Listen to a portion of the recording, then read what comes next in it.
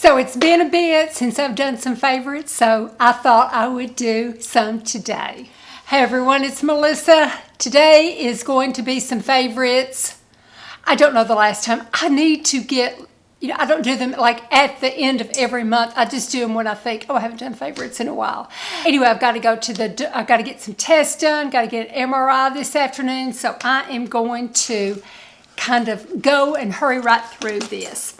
Okay, so I got my little list here, got my computer.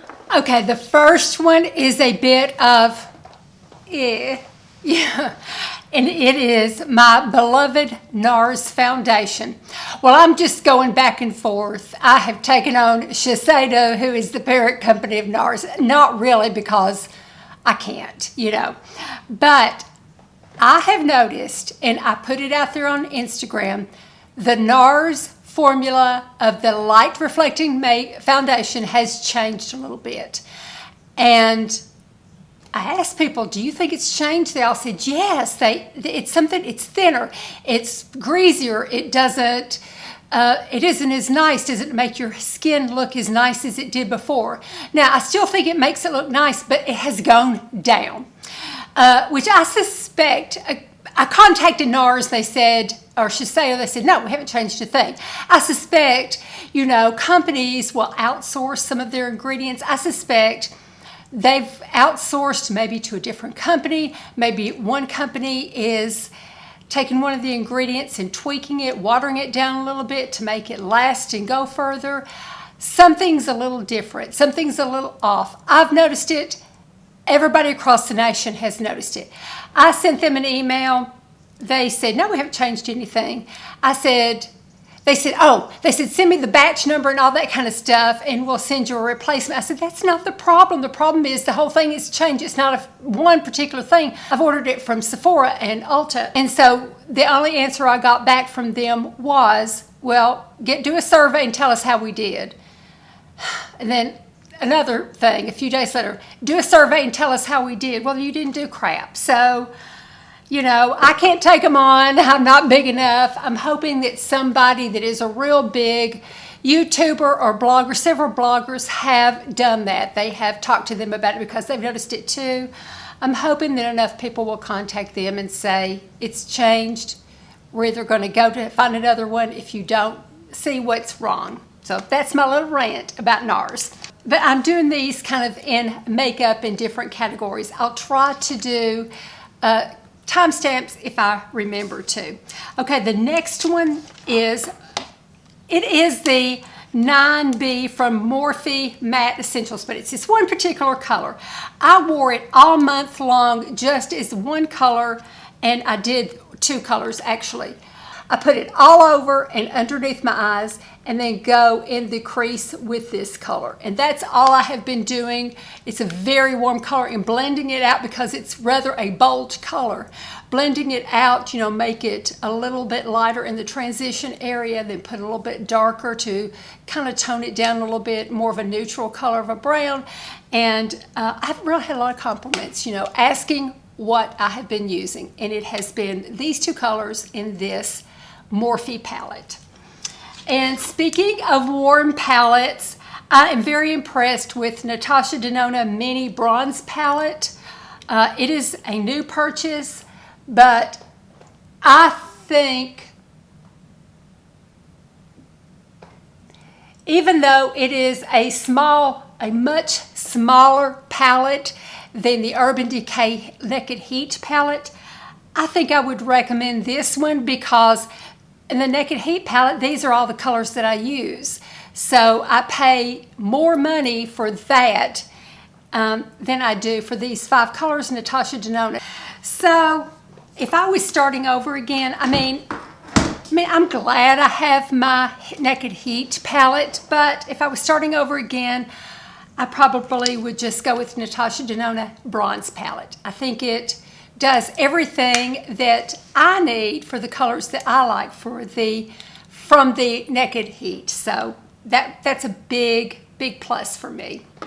Okay, I bought Rare Beauty blushes all week long or all month long. I've been doing the Joy, which is an orangey color to go with my warmer, see that pretty, to go with my warmer palette. But today I have on the pink one, which is Happy. And I just think it's so pretty.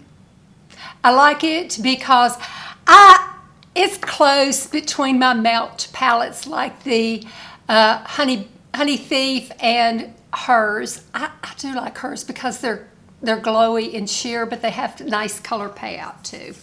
I like them.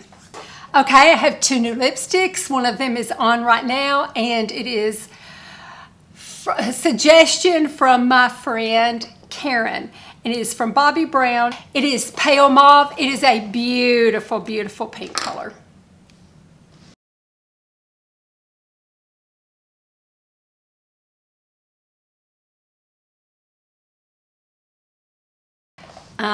Really like it. This is a cross between, I would say it's a cross between Kim KW and the Spanish Pink from Tom Ford. So Kim KW from Charlotte Tilbury. And then the other one was from my friend, suggestion from my friend Renee, and it is from Natasha, no, and it is from Anastasia Beverly Hills in the color Taupe Beige. Beautiful color. It's a new one that I got. Let me show you this one too.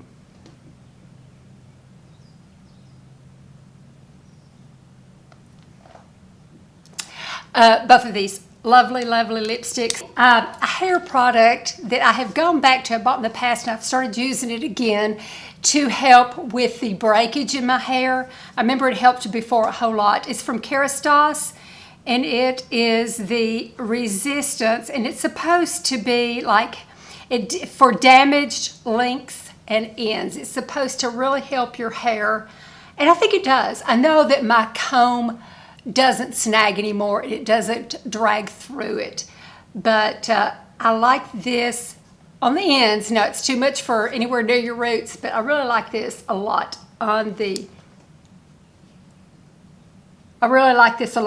ends. So that has been a big favorite on my hair.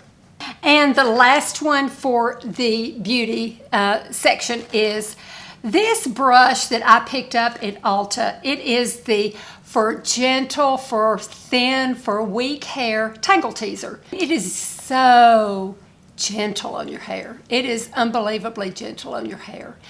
And just the bristles are very gentle. Okay, I'm very, very tickled with this. In fact, I went back to Ulta and bought another one to keep downstairs. So I have one upstairs for when I do my hair upstairs, and I have another one. I have a big mirror downstairs that sometimes I do my hair downstairs. So I have one of these brushes for downstairs. Okay, on to the next section, jewelry. So I don't know if y'all have noticed, I have just been wearing the heck out of 3 necklaces, so I thought I would mention them. The first one is this one. It is a ball chain neck, and this is not, none of this jewelry is even affiliate link, so I don't get a thing out of talking about them. So they're just jewelry that I discovered and wanted to share. This is the ball chain necklace, and I buy these little things from Amazon that just make it easier to put on. Now this one right here, it is called the Elite Chain Necklace. It's got all different kinds of chains.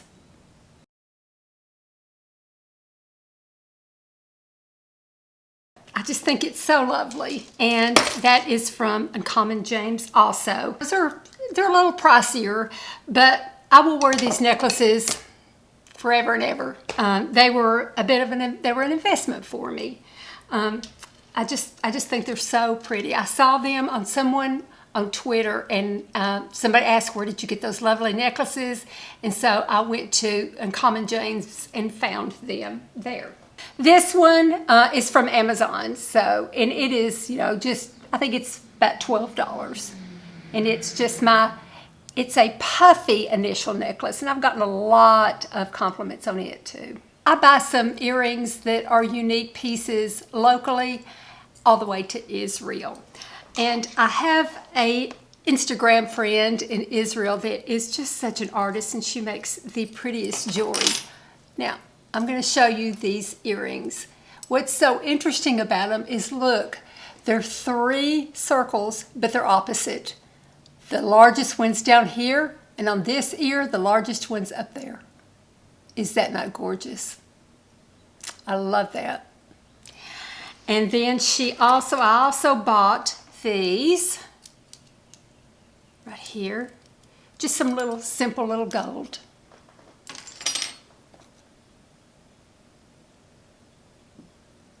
When you go to the page that she has linked on Instagram to her, like her Etsy page, be sure that you translate it into the currency of your country, because it's, somebody said, you paid $300 for those earrings. I said, no, you're in the wrong currency. You have to translate it over, and you have to convert it to the correct currency. So be sure and do that.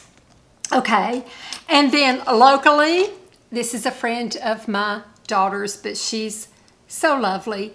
And I bought 2 pairs of earrings from her, and I want you to look at the detail on this that she makes.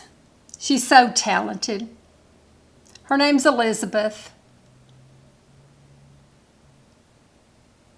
And she does lovely, lovely handwork like that. And then here's another pair I bought from her.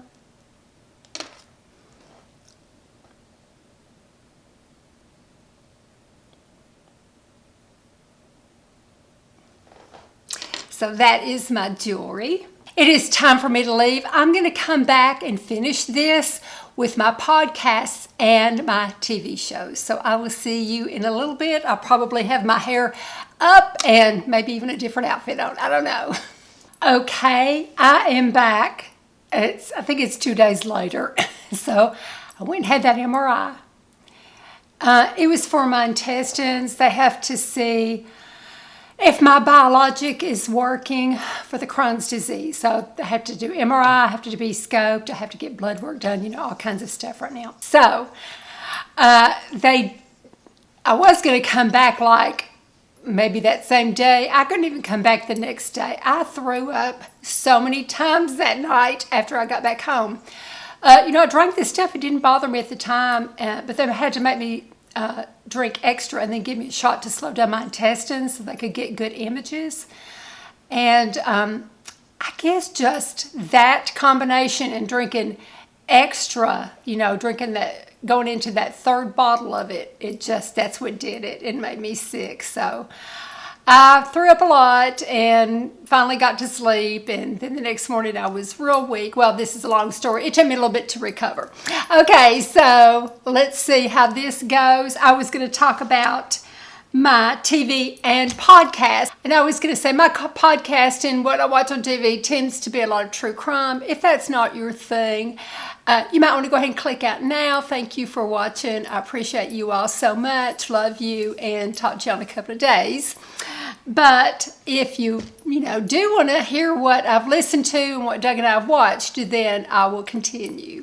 Okay, here's some podcasts, and I'm just going to read the descriptions because I'm afraid I always give away too much, and some of them you don't know who it is until you've listened to it for a bit, so I don't want to say too much. I listen to the Casefile podcast. I don't listen to all of them. It's an Australian narrator, and he goes by anonymous. Nobody knows who he is, but he's got a lovely voice.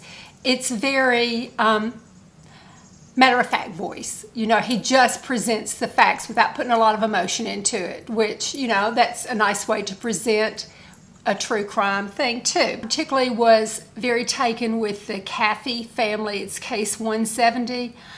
And the description is on February 29, 2008, members of the Caffey family were sleeping soundly in their Texas home when intruders suddenly stormed in and launched a brutal attack. After setting the house on fire, the intruders fled unaware that one family member was still alive. So that is there's parts of, especially at the end, that just made me cry. But if you are someone that likes the true crime genre, then and especially how they solve the crimes. I like true crime, not for the crimes, but how they solve them. In fact, when I hear what the crime is going to be, I will fast forward through it. or if I hear what the injuries are, I'll fast forward through it. But then I want to see when the detectives take over how they solve it. So that's my interest in the true crime arena. Okay, so that is on Casefile. The next one, I really like this one, and it is not necessarily true crime.